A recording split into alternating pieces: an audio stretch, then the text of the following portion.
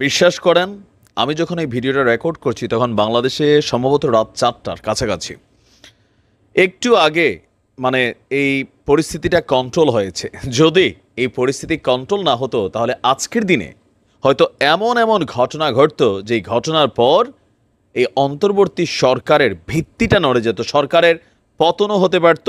আর সারা বাংলাদেশের মানুষ এই আসিফ, নাহিদ, ডক্টর ইউনূসের সরকার, সার্জিস, হাসনাত এদের কাউকেই আর বিশ্বাস করতো না। কেন?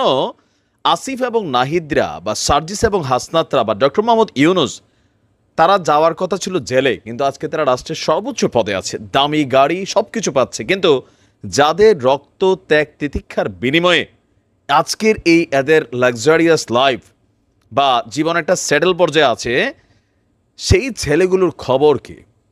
৩ মাস উপরে হয়ে গেছে, ১০০ দিন এই অন্তর্বর্তী সরকারের দায়িত্বে। আমরা বিভিন্ন কথা শুনেছি যে যারা আহত হয়েছে তাদের উন্নত চিকিৎসার জন্য বিদেশে পাঠানো হবে, তাদের পরিবারকে অনুদান দেওয়া হবে, তারা যেন ভবিষ্যতে কিছু করে খাইতে পারে, চাকরি বাকরির ব্যবস্থা করা হবে, মাসিক ভাতা দেওয়া হবে।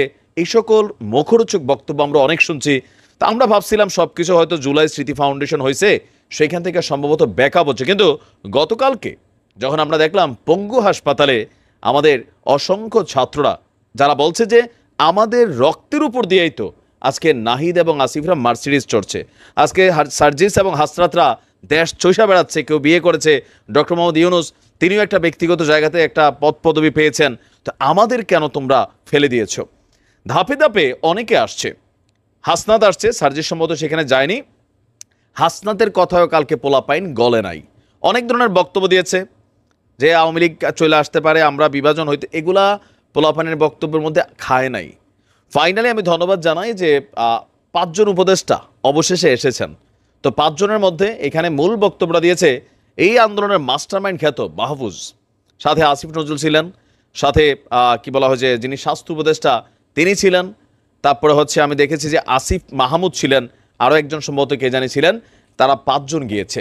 তো সেখানে লম্বা সময় বক্তব্য ছিল সাধারণ ছাত্র বা জনতা যারা আহত হয়েছে তাদের বক্তব্য হচ্ছে খাবারের মান ভালো না, চিকিৎসার খবর নাই, চোখ নষ্ট হয়ে গেছে, হাত নষ্ট হয়ে গেছে, চিকিৎসাগুলো যেভাবে করার কথা ছিল সেটা হচ্ছে না। ইভেন যেই মুগ্ধ পানি লাগবে পানি, এই শহীদ জুলাই স্মৃতি ফাউন্ডেশনের একটা প্রধান দায়িত্বে কিন্তু আছে মুগ্ধর ভাই, তিনিও এসেছিলেন, কিন্তু ছাত্ররা বা জনতারা যারা আহত হয়েছেন তারা কিন্তু রাস্তা ছাড়ছিলেন। আবার গতকালকে সেখানে একটা ঘটনা ঘটেছিল, স্বাস্থ্য উপদেষ্টা সম্ভবত যিনি গাড়ির ড্রাইভার বা পিএস সামন, সেখানে এক ছাত্ররা ধাক্কা দিয়া ফালাইয়া গাড়ি চাপা দেওয়ার মতো নাকি অবস্থা তৈরি হয়েছিল।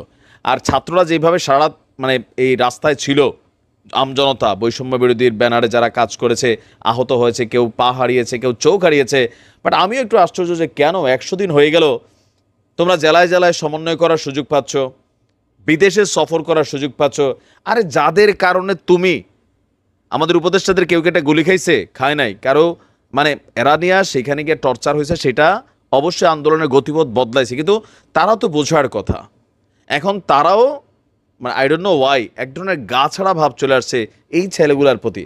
এখন কেউ কেউ বলছে যে কার জন্য ভাই দেশ স্বাধীন করলাম, আমরা স্বাধীন করলাম, তোমরা মার্সিডিজ চড়ো। এটা নিয়ে কিন্তু খুবই সমালোচনা হচ্ছে। তো রাতের বেলা ফাইনালি যে সলিউশনটা হয়েছে যে আজকে দুপুর 2টার দিকে সম্ভবত এই আহত ছাত্রদের মধ্য থেকে একটা টিম যাবে প্রধান উপদেষ্টার কাছে, সেখানে গিয়ে তাদের দাবি দাওয়াগুলা তুলে ধরবে। তো তারা কেন তুলে ধরতে হবে? আপনি দেখেন যে মুক্তিযোদ্ধা করতে করতে শেখ হাসিনা সরকারের পতন হয়েছে, শেখ হাসিনা সরকার মুক্তিযোদ্ধাদের সেই লেভেলে সম্মান দিয়েছিলেন, নাতিপতি সহ। এইটার বিরুদ্ধে তো আপনারা ছিলেন, তাই না?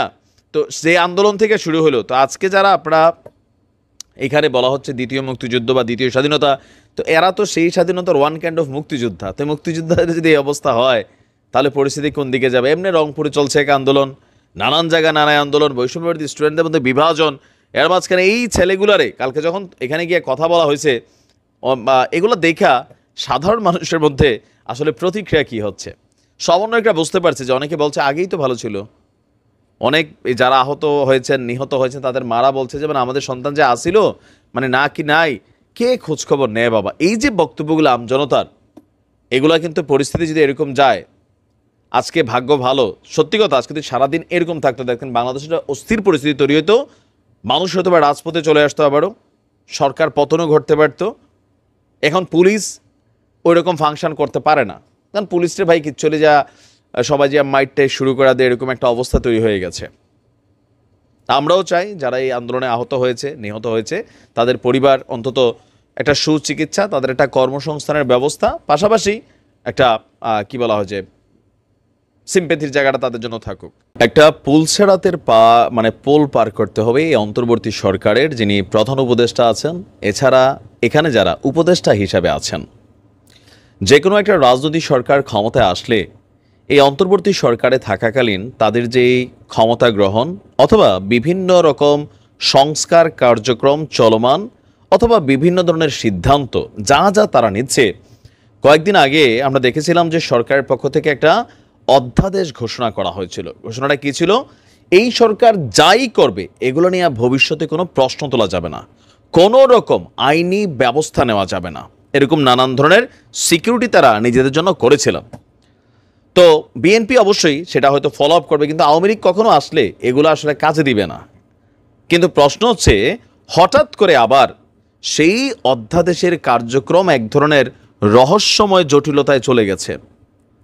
এখন কি সরকার কি ভয় পাচ্ছে অধ্যাদেশকে জারি করতে, নাকি বিতর্কের মুখে পড়বে, যেখানে এই সরকারের অনেক কর্মকাণ্ডে রাজনৈতিক দলগুলো এই মুহূর্তে আগের মতন কিন্তু সাপোর্ট করছে না, বিভাজন শুরু হয়ে গেছে। হঠাৎ করে আমরা দেখছি যে গেল কয়েকদিন আগে যে অধ্যাদেশ জারি করার কথা ছিল, মানব জমিনের হেডিং হচ্ছে অন্তর্বর্তী সরকার নিয়ে অধ্যাদেশ হচ্ছে না। অন্তর্বর্তী সরকারকে আইনি কাঠামোতে ফেলার যে খসড়া অধ্যাদেশটি, সেটা চূড়ান্ত হচ্ছে না। মন্ত্রিপরিষদ বিভাগও উপদেষ্টা পরিষদের বৈঠকে অধ্যাদেশের খসড়া অনুমোদন দেওয়ার পর নানান বিষয় পরীক্ষা নিরীক্ষা করা হচ্ছে। তো এখন পর্যন্ত তা আইন মন্ত্রণালয়ে এটা যায়নি। কথা ছিল ডক্টর আসিফ নজরুল দেশে ফিরলে সেটাকে প্রজ্ঞাপন হিসাবে নিয়ে আসার কথা ছিল। এখন আমরা দেখছি যে এই অধ্যাদেশটি নিয়ে মন্ত্রিপরিষদ বিভাগে ধীরে চলো নীতিতে এগুচ্ছে। মন্ত্রিপরিষদ বিভাগের একজন অতিরিক্ত সচিব তিনি বলছেন, উপদেষ্টা পরিষদের বৈঠকে অধ্যাদেশের খসড়া অনুমোদন দিয়েছে, তবে এটা নিয়ে এখন তার দপ্তরে কাজ হচ্ছে না। তার বক্তব্য হচ্ছে হয়তোবা অন্য উইং কাজ করছে, কিন্তু কোন উইং কাজ করছে সেই সম্পর্কেও তিনি জানেন না। আবার বিষয়টি নিয়ে আইন মন্ত্রণালয়ের কর্মকর্তারা জানিয়েছেন, অধ্যাদেশের খসড়া প্রস্তুত করেছে মন্ত্রিপরিষদ বিভাগ।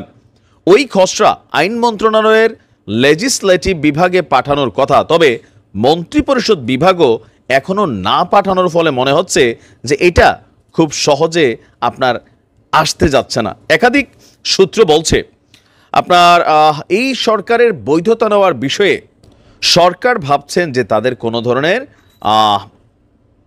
বৈধতা নেওয়ার কোনো বিষয়ই নেই, এই জন্য এই ধরনের কোনো অধ্যাদেশেরও প্রয়োজন নেই বলে মনে করা হচ্ছে।